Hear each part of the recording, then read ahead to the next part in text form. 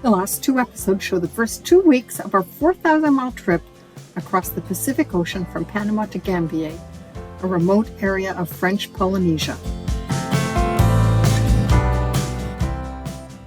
In this episode, we catch a large wahoo just before the weather conditions degrade and we have the most challenging conditions of the whole 4,000-mile trip.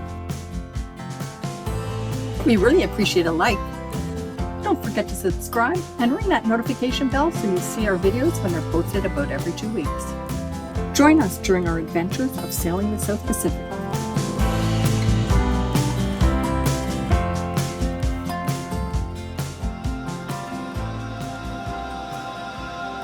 The first half of our trip was quite uneventful, except that our B&G went dark and wouldn't work the second day out, leaving us without radar.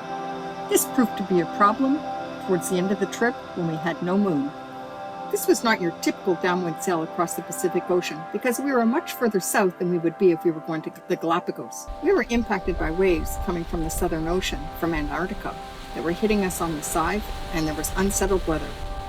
That means storms and squalls. Of the entire sail, there were only 2 days when we could raise the spinnaker, and then only for a few hours. The last 2 days of our trip shown in this video were the most eventful.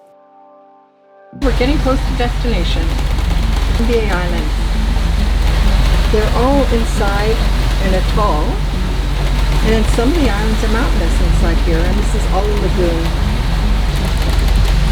It's Tuesday, that's GMT. We're not going very fast, I'm fishing.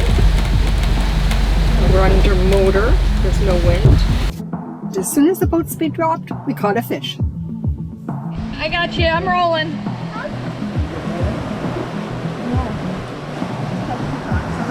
Oh my god, I can't lift it. Try, I got you, I'm doing video.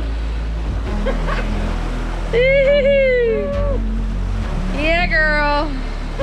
Takes 2 hours to lift it. Fisherwoman. Cleaning the fish, I attached myself to the boat and I took the fish to the bottom step of the transom and I cleaned it there. This step gets well washed by seawater when the seas are rough. Keeps us all fed. Boom.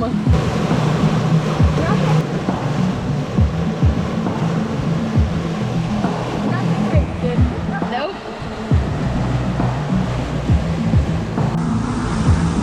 That's what 15 looks like.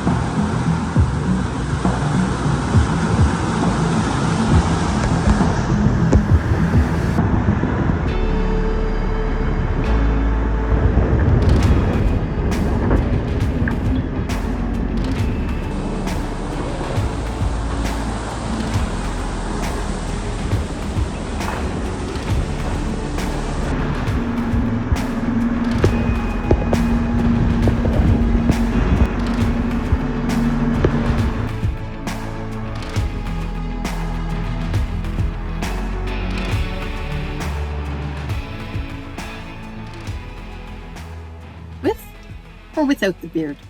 Leave your comments below. For the night pair? I think so. The nav lights are on. I'm using the tricorder because it's higher up the mast and the mast is in the middle, so we're legal. We're motoring because there's no wind. And motoring because there's Our no wind. apparent wind is 0, right? And we have one reef in the main just in case it starts to blow. Your face looks a little different. Cleaning up, preparing for arrival. Yeah. And I used a dog shaver to shave my beard. It worked really well.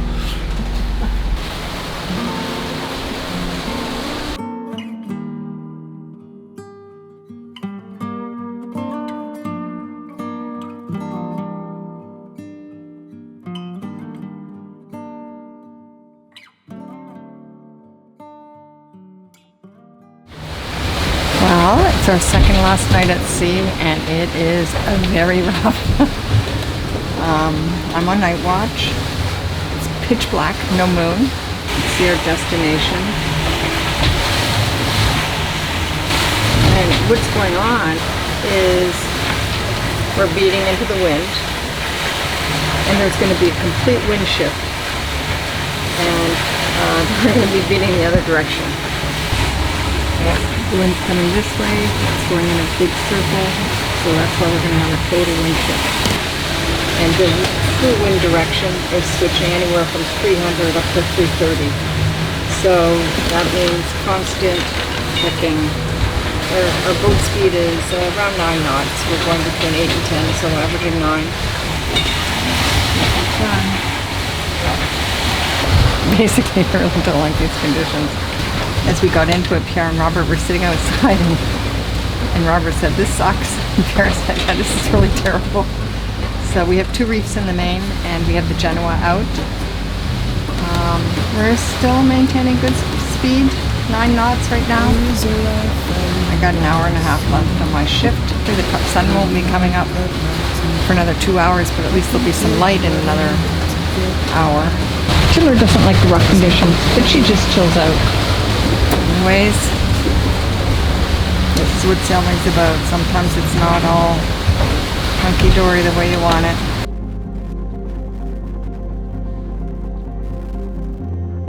Pierre's got his hat on, ready for the worst.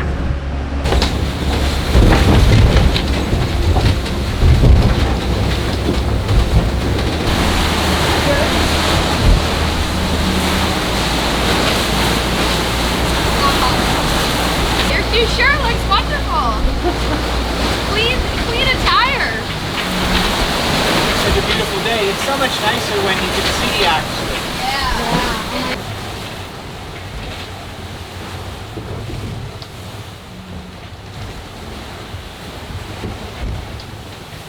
During the day, the waves continue to build.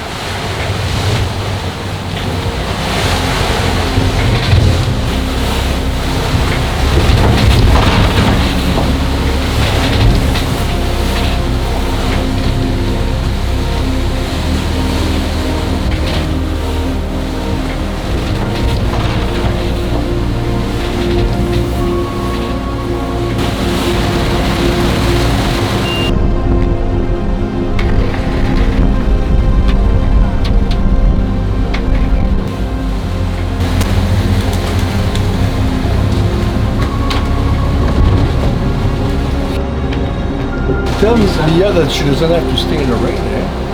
Tell Leah that this is a dry boat, she doesn't have to be in the rain. Yeah, you don't have to stand out there. You want to be out there, Leo? I do. It feels good. Do you want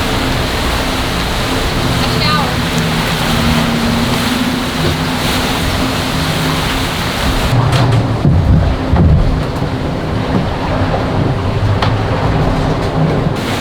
It is incredible how well this boat handles.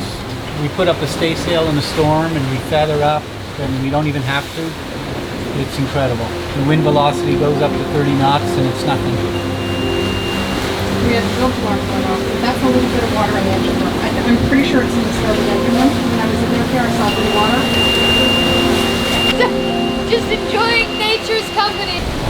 So we have maximum wind speed of 38 knots. And the wind went from 310 degrees to 250 and back to 280. Upwind. And we're coming out the other side of it, looks like. Maximum wind speed was 38 knots. And the boat handle is like a charm. And for me it's an experience because I've never been on this boat with the staysail up. Oh, you haven't? Never. We've never been upwind in a storm. The That's boat can incredible. handle more than the crew, especially this crew sitting here holding the camera. What is it, blowing 40 now, Pierre? 43 times.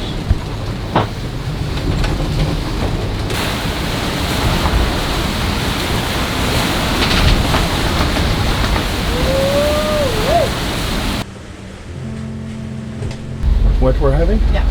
Yeah. So we're just entering this area of blue here, and the wind is pretty well straight on our nose. But as we keep going straight, it's going to start turning more to the south. And as soon as it does, we'll take 10 degrees start, more rum line plus 10 degrees. So we'll start to get some flow so that we can get into this green area here. And then as soon as we get in the green area, then we're going to turn right on course. So we're heading 195 right now. Okay, so we're at 195. And the wind is 216. So if we drop down to 180, Yeah, I would have even at before 180 that. we could drive even less. Well, you don't drive that. Yeah. 180. So Yeah. we go to 180, 185. And I would keep that until we get there, until we get to this rum line here. Right, it's the 31st. We've gone through the storm since the end of the day, and we're hoping that's the switch of winds coming. So another storm, and I just heard some noise. I'm coming up, and I see they rolled the Genoa. And hopefully a wind shift. And we're sailing. At least we're sailing. Oh, it's raining. It's raining. Open this door. Pretty nasty again. Well, at least we're doing 10 knots. 183. 10 minutes ago there was no wind, and now it is. Two fronts just merging. And we got the wind shift. Well, really going gets tough. Just chewing a bone right to our Okay, I need to put my harness on. Yes, harness is on. Some 200 miles from destination. Seems like an eternity.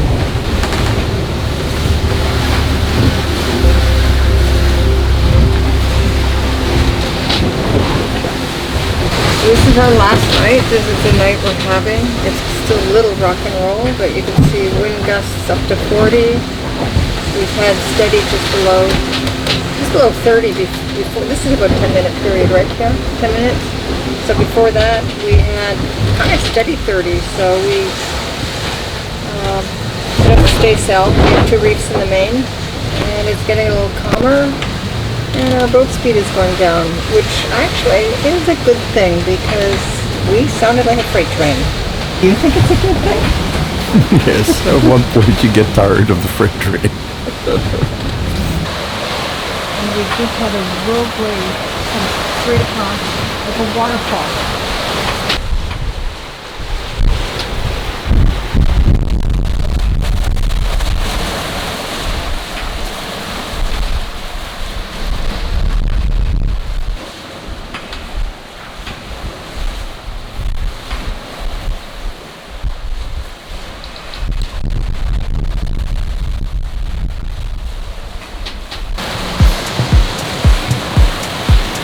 The ocean was still rough as we approached Gambier, but it didn't matter anymore. We could see land and we were almost there. Right, we can see land. Robert's up first. I don't know if the camera will see it.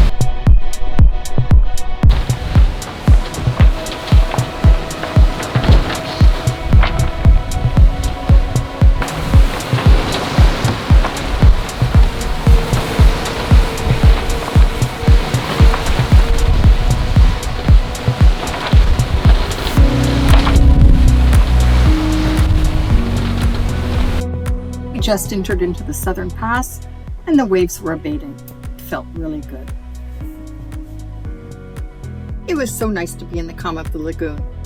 We were headed for the main island of Mangareva and the town of Rikitia. That's where we would check in. We had already received our pre-clearance in advance, but we were required to visit the gendarme as per COVID rules.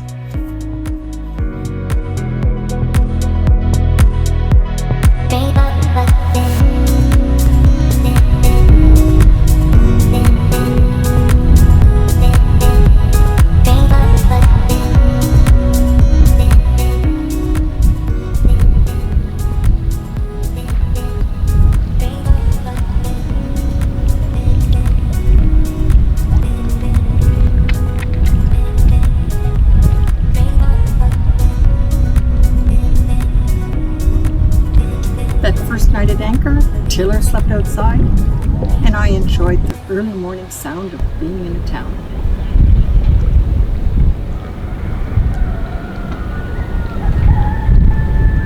Palms 3 arrived.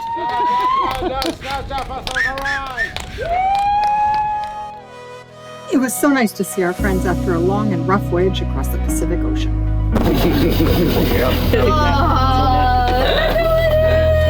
A few days later, Possible arrived, and the fuel truck arrived. We were able to refuel and then start to enjoy the islands of Gambier.